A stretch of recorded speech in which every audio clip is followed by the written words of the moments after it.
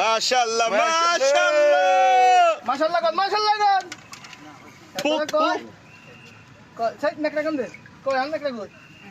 দেখে সিনিয়র মাছ হইছে সিনিয়র